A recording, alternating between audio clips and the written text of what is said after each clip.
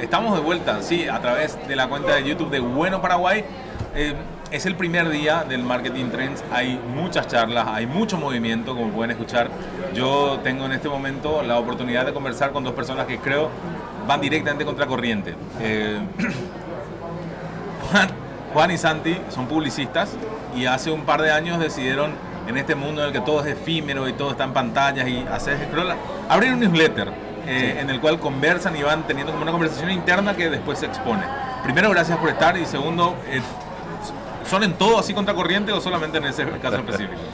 Bueno, somos de Boca, Bueno. Así que eso no es contracorriente, eso es muy mainstream. Pero sí, en algún punto sí, nosotros nos conocimos, a pesar de que somos profesionales de la misma industria y disciplina, a través de Twitter, y fue justamente porque nos pasamos discutiendo.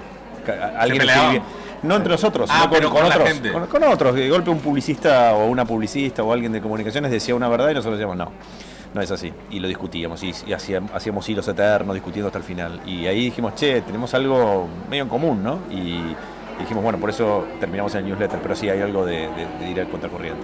Sí, y un poco la contra también tiene que ver con que la búsqueda nuestra era pensar y reflexionar.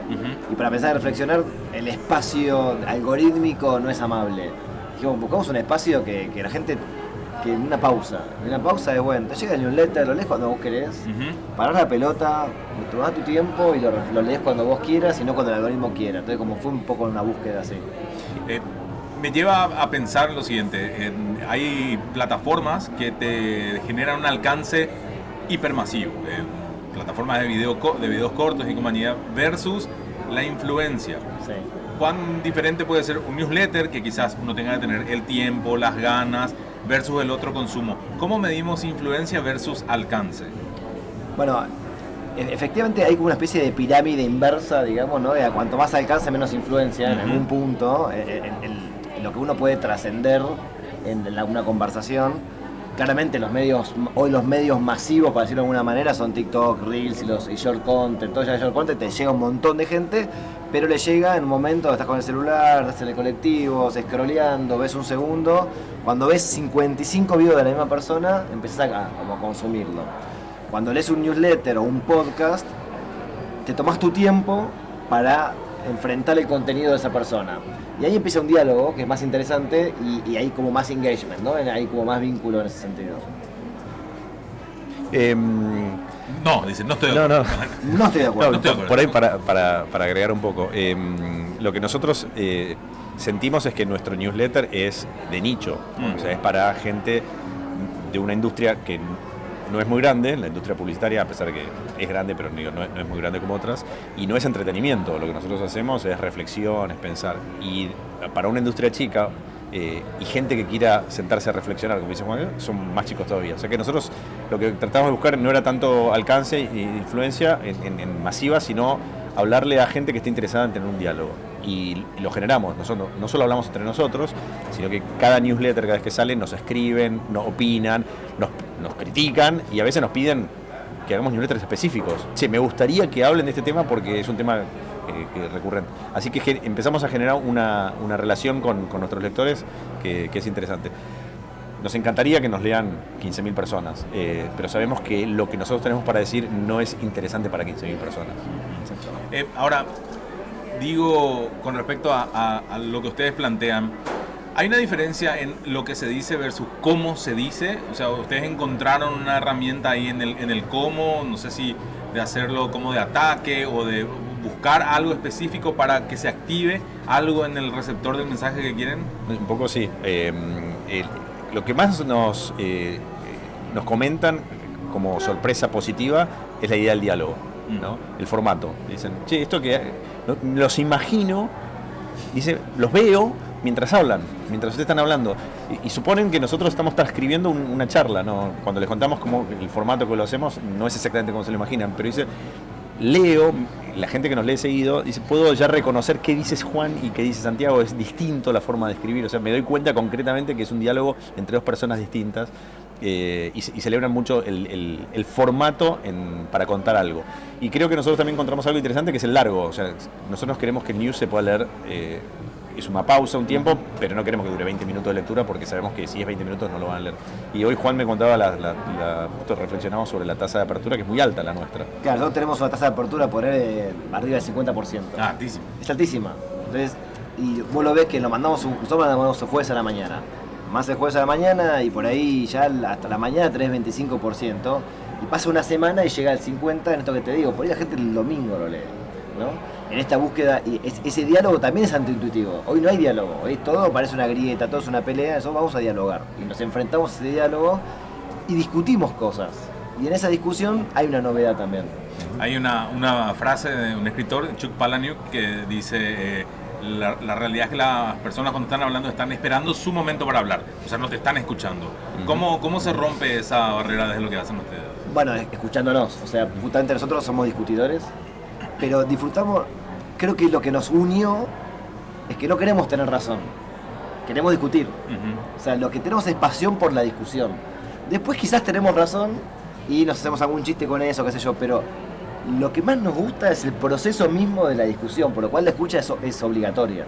Y sí, en eso hay algo contraintuitivo, como decías vos antes, porque el diálogo público que está sucediendo en casi todos los países del mundo justamente no es un diálogo, sí. Es una discusión a ver quién tiene razón, ¿no? Y generalmente empezamos sin darnos cuenta, empezamos a seguir y a escuchar y tratar de tomar las opiniones de aquellos que piensan como nosotros. Y nosotros hacemos exactamente lo opuesto. Cuando tenemos un tema, descubrimos un tema y los dos pensamos lo mismo, decimos no hablemos de tema, porque che, está buenísimo esto, sí, está buenísimo.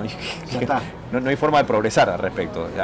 Solamente los tocamos cuando decimos, bueno, estamos de acuerdo, pero por ahí hablando podemos encontrar algo que no pensamos, pero si no, lo que buscamos es eso. Y eso, hay una cosa medio rara de discutimos en público, la gente ve nuestra discusión, pero la discusión es simplemente en aras de conseguir una verdad superior y no en yo tengo razón y todos tienen que seguirme o ser el enemigo.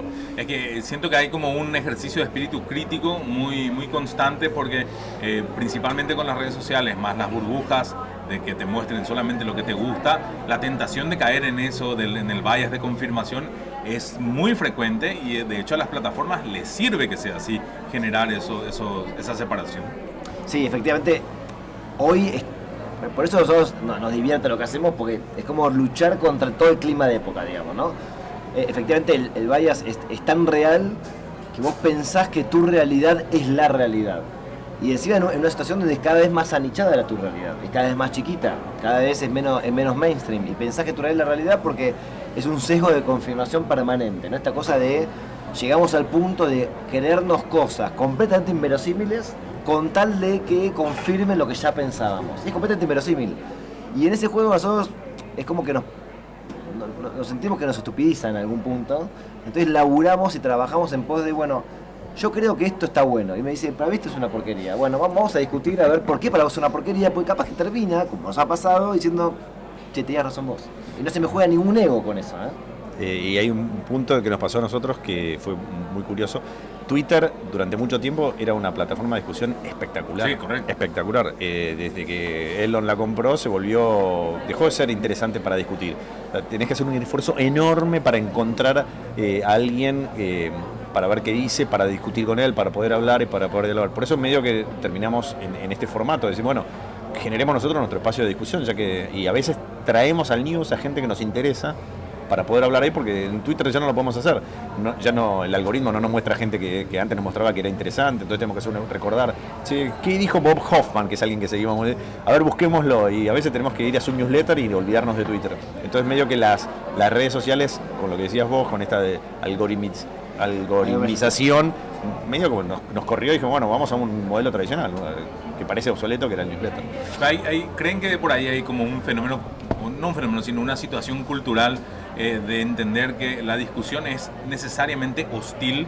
Porque hay gente que le rehuye la discusión porque dice, no, me voy a pelear con él. No necesariamente tienes que pelearte, intercambiar ideas no es pelearse, pero la discusión está muy marcada. Pongo el ejemplo de Paraguay. Acá si un niño adolescente dice mis papás se discutieron, están al borde del divorcio. O sea, discutir es una mala palabra en grandes partes de nuestra región. Sí, en Argentina es igual, ¿no? Cuando uno piensa discutir es porque nos estamos peleando sobre un tema. Nosotros vamos a la acepción más original de discusión, es confrontar dos ideas y tratar de llegar a una verdad superior. Eso, pero sí es verdad que cuando a veces tenemos que decir, debatimos para que no se piense que estamos peleando, no, pero sí, algo de eso pasa. Bueno, ¿qué le contaron a la gente? ¿Cómo se encontraron con el público acá en Asunción? No, está, la verdad que muy bueno. Hicimos un QR para que participen y participó un montón de gente, así que estuvo buenísimo también eso, hubo intercambio. Al final hubo gente como opinando sobre lo que estábamos hablando. Creo que es interesante la mezcla que había de anunciantes, de agencias. Me parece que aportamos al debate y espero que sea así. Y ojalá que transforme otros debates dentro de agencias, dentro de anunciantes, dentro de las empresas, para poder crecer un poco más. Yo estoy feliz de venir acá. Sí. Cuando te parás adelante y ves la sala, decís, Dios mío, Impresionante. muchísima gente, cuando preguntamos de dónde venían, muchos anunciantes, muchas empresas, digo, es un evento de una calidad superior, muy llamativa, así que yo, es más, me siento como honrado y orgulloso de que me hayan invitado, estuvo espectacular. Bueno, nosotros honrados de que hayan estado acá con nosotros un rato. Gracias por lo que hacen, suscritos desde ya al newsletter para seguir viéndolos discutir. Bueno. Gracias por haber estado. Santi Olivera y Juan Marenco estuvieron acá con nosotros. Seguimos en un rato, acá siempre en la cuenta de Bueno, en YouTube, y después nos vemos porque hay más entrevistados.